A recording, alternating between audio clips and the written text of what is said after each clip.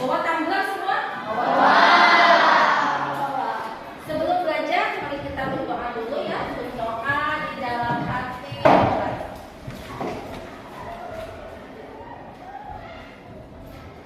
Berdoa selesai. Kita speaking dulu sebentar ya, biar kita fokus. Silahkan KM, mana KM? Dimas, pimpin sini ke depan. Kita terus semangat biar fokus ya. Stop. Tepuk semangat.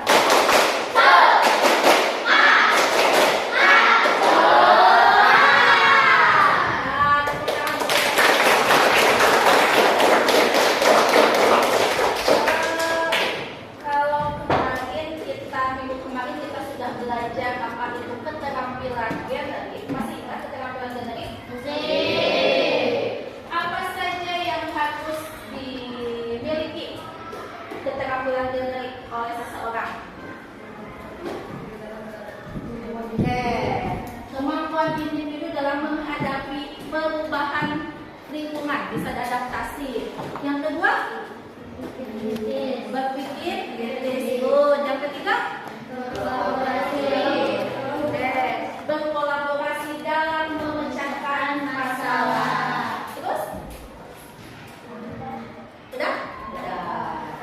Nah, kaitannya keterampilan generik dengan materi yang sekarang adalah bagaimana kita bisa mengimplementasikan keterampilan generik di materi berpikir komputasional.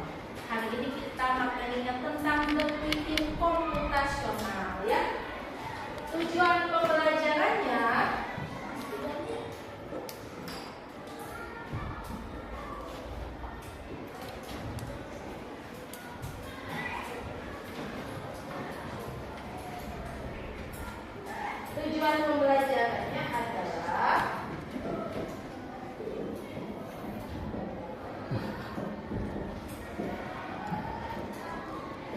satu, siswa mampu menjelaskan manfaat, prinsip dan manfaat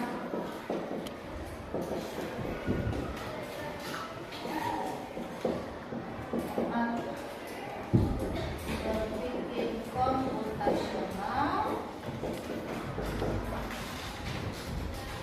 Dan yang kedua, siswa mampu melakukan pengelolaan data ya.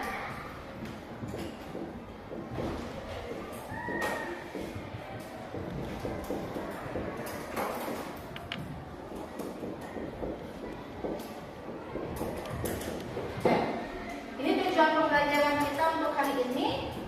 Siswa mampu menjelaskan prinsip dan manfaat apa itu berpikir komputasional. Dan yang kedua, siswa mampu menerapkan pengelolaan data ya. Ada yang suka bantu ibunya masak di rumah? Ada. Masak naon? Nasi goreng. Apa tahapan dalam membuat nasi goreng pertama apa ya? Siapkan minyak, panaskan minyak, terus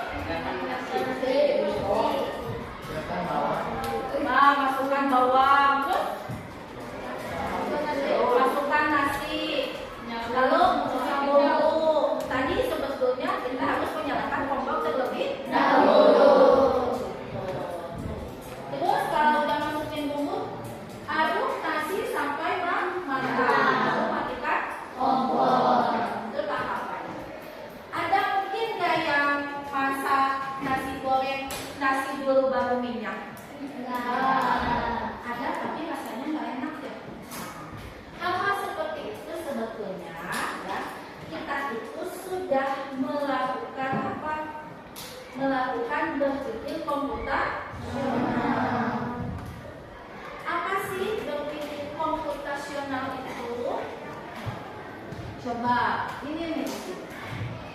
Ada miskonsepsi tentang berpikir komputasional. Sebetulnya berpikir komputasional itu bukan tentang bagaimana menulis kode pemrograman, bukan tentang keterampilan menghafal, dan bukan halnya komputer. Tapi berpikir komputasional itu adalah bagaimana memahami masalah, mengaturnya secara logis, dan menganalisis detail yang relevan. Terus bagaimana memahami dasar-dasar dan menerapkannya pada berbagai masalah. Kemudian kita berpikir seperti layaknya ilmuwan komputer. Jadi kalau punya masalah, kita analisis dulu ya. Kita pahami dulu masalahnya seperti apa, baru mengaturnya dan menganalisisnya secara detail dan relevan. Nah, kita lihat ya contoh atau konsep-konsep berpikir komputasional itu seperti apa. Nah, kalau definisi dari para ilmuwan bahwa berpikir komputasional itu proses berpikir yang meliputi perumusan permasalahan dan solusi, di mana solusinya direpresentasikan ke dalam bentuk yang secara efektif, ya, atau yang solusinya dapat dinyatakan sebagai suatu algoritma. Supaya lebih jelas dan paham, saya kasih contoh. Sebelumnya manfaat berpikir komputasional untuk kita itu apa sih? Manfaatnya nih, memudahkan kita untuk memecahkan masalah yang besar dan kompleks dengan cara yang efektif dan efisien. Lalu melatih otak agar terbiasa untuk berpikir secara matematis, kreatif, terstruktur dan logis. Yang selanjutnya memudahkan seseorang mengamati masalah dan menemukan solusi dari permasalahan tersebut. Nah, ini adalah manfaat kenapa kita harus mempelajari berpikir komputasional. Biar lebih paham, saya kasih contoh. Ada prinsip dari pemikiran komputasional. Di tujuan pembelajarannya tadi manfaat sudah ya, sekarang prinsipnya. Ini gambar apa nih? Masih kotak ya? Prinsip berpikir komputasional yang pertama adalah dekomposisi. Artinya memecah masalah atau sistem-sistem yang kompleks menjadi bagian-bagian yang lebih kecil dan sederhana. Kalau kita buat nasi kotak, ada timnya berarti ya. Tim masak nasi, ya. Tim nyiapin bumbu. Tim nyiapin apa lagi? Tempatnya, betul kan? Persis seperti keterampilan generik yang kemarin, masih ingat? Nah, pembagian tugas di komposisi seperti itu. Kalau masalahnya besar dan kompleks, kita bagi masalah tersebut menjadi bagian-bagian yang lebih kecil. Paham nggak? Abstraksi ini mengabaikan detail yang tidak relevan, hanya pengfokusan pada informasi yang penting saja. Kalau kita lagi jalan-jalan, ada lambang sendok dan garpu, berarti di depan ada tempat apa? Sip, rumah makan. Enggak harus kan buat informasi di depan ada rumah makan tuh dapurnya digambar ya, meja makannya digambar, tidak kan? Hanya fokus ke gambar sendok dan garpu. Kayak ini gambar apa? Berarti di depannya itu mungkin menginfokan ada mesin. Tapi kalau gambar ini menginfokan apa coba? Terbukukannya apa ini? Karena banyak informasi yang tidak penting. Kalau ini, kayak di depan ada apa? Ya, betul Pak? Jadi kalau abstraksi itu fokus ke hal-hal yang pentingnya saja, ya. Buat menghindari redundansi data atau pengulangan kalau di analisis data. Yang ketiga adalah pengenalan pola, melihat kesamaan pola dari masalah yang ingin dipecahkan dengan pengalaman yang sudah diperoleh. Ini gambar tambal ban, bengkel tambal ban. Si tukang bengkel, lamun ayam batu gitu, pasti membetulkannya seperti yang kemarin kan tambal ban kesidang itunya. Karena apa? Itu dari pengalaman yang sudah diperolehnya berulang-ulang. Kayak kita sakit datang kemana? Rumah sakit atau ke dokter? Karena memang kalau sakit kita datangnya ke dokter. Enggak kan? Misalkan dari kalau sakit kita datang ke pasar, karena pengalaman yang diperoleh kalau sakit ke dokter. Terus yang terakhir, prinsip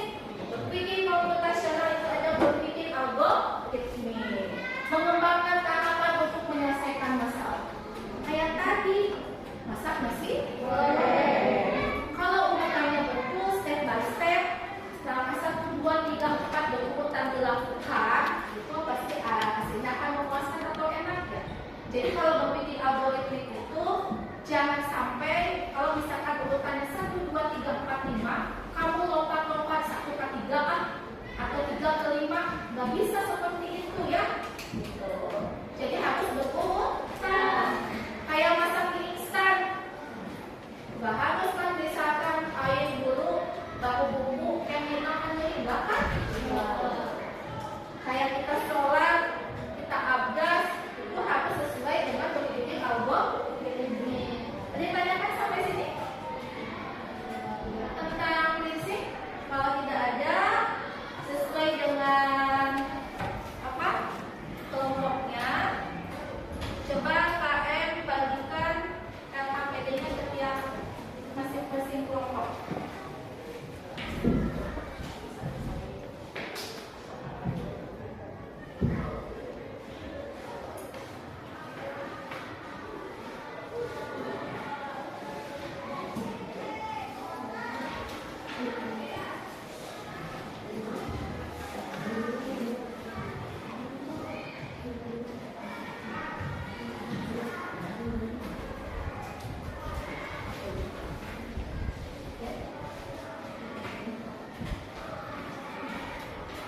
Udah bagian semuanya? Coba disimak baik-baik LKPD yang sudah ada di kelompoknya masing-masing. Saya bacakan ya. Di situ ada kelas berapa, tulis hijau, kelompok, nama anggota kelompoknya siapa saja. Kalau yang lebih 1 yang 6 nggak apa-apa ya. Berarti nilai lemparan ke-6-nya 0 ya.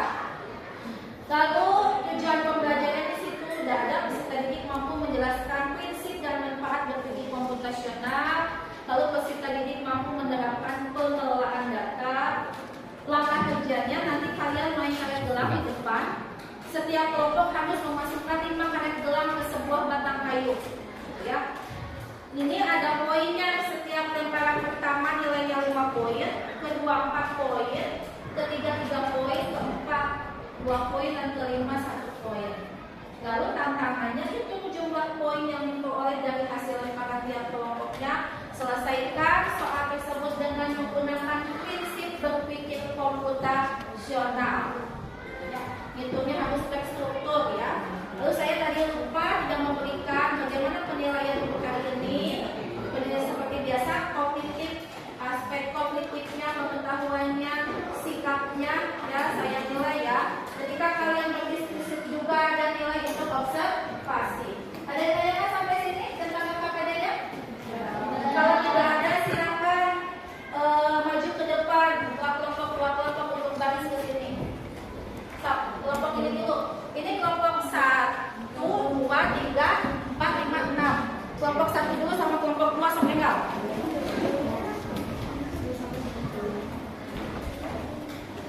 Oke. Ini karetnya, ini berapa orang? 6. 1, 2, 3, 4, 5, 6 nih. Kelompok 1 lagi. Kelompok 2. Paham kan LKPD-nya? Kalau yang masuk nanti di sana kasih tanda apa ya? Terserah kalian aja. Tapi harus diingat, ini urutannya kamu 1, 2, 3, 4, 5. Biar matching sama poinnya ya. Lemparan pertama berapa, lemparan kedua berapa ya? Iya nih. Di dia gelis, tadi dia wes sok kami masuk. So, masuk nggak? Hah, bagi teuing. Berarti di nugian kan? Nah, sok yang udah, sok ke belakang, udah, nah, ini sok nih. Enggak. Berarti latihan lah, latihan sok. Ais, nggak masuk. Sok. Ais. Nah, masih ingat poinnya ya? Ada yang 1 yang masuk nih tiap kelompok. Silakan kelompok 3 dan 4. Kelompok 3 dan 4 maju ke depan. Ini bagi 1 ewang karetnya.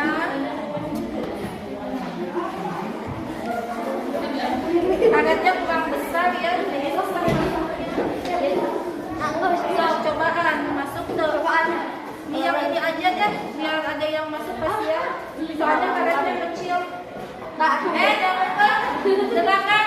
Ingat-ingat kamu posisi keberapa? 1, 2, 3, 4, 5, poinnya berapa? Sama yang lain mulai mengisi. Oke, go. Sama Sulta. Karet keberapa tuh yang masuk? So.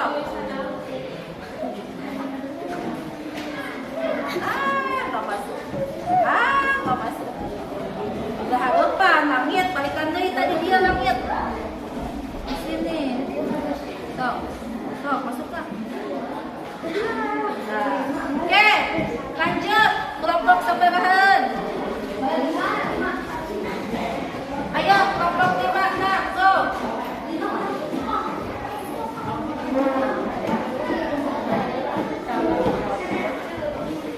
Nih, kelompok berapa? Kelompok 5 bagi kelompok karetnya. Kelas 5 pada masuk, masuk. Tadi di sini coba. Soalnya karetnya kurang besar. Udah dibagi 1 lewat. Mana? Tadi kan udah dikasih.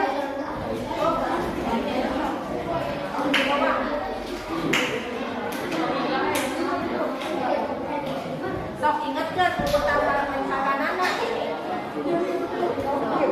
Sok masukin.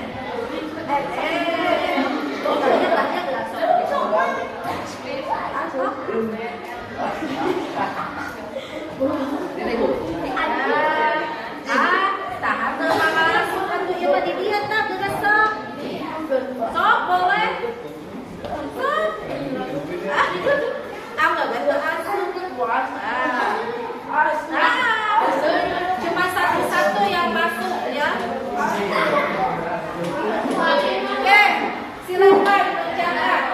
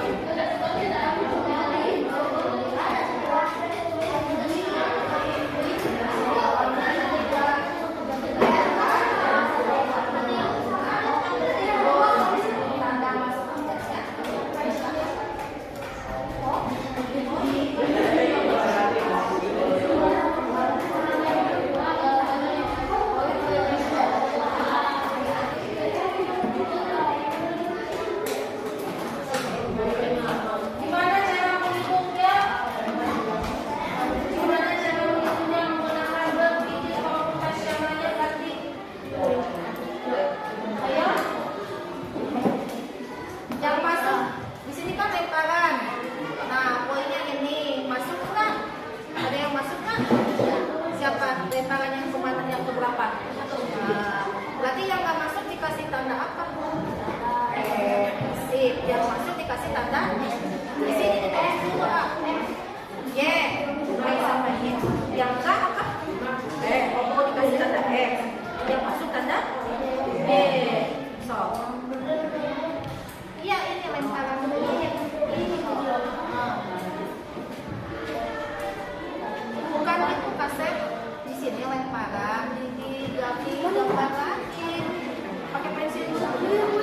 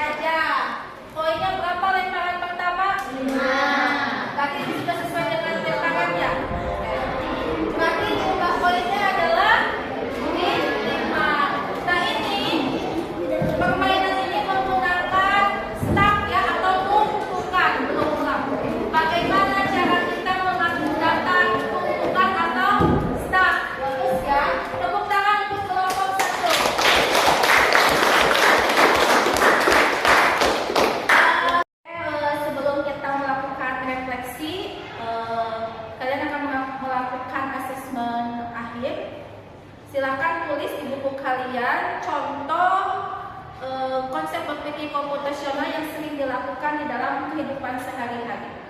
Silakan kerjakan. Beri contoh satu saja cara penerapan konsep berpikir komputasional dalam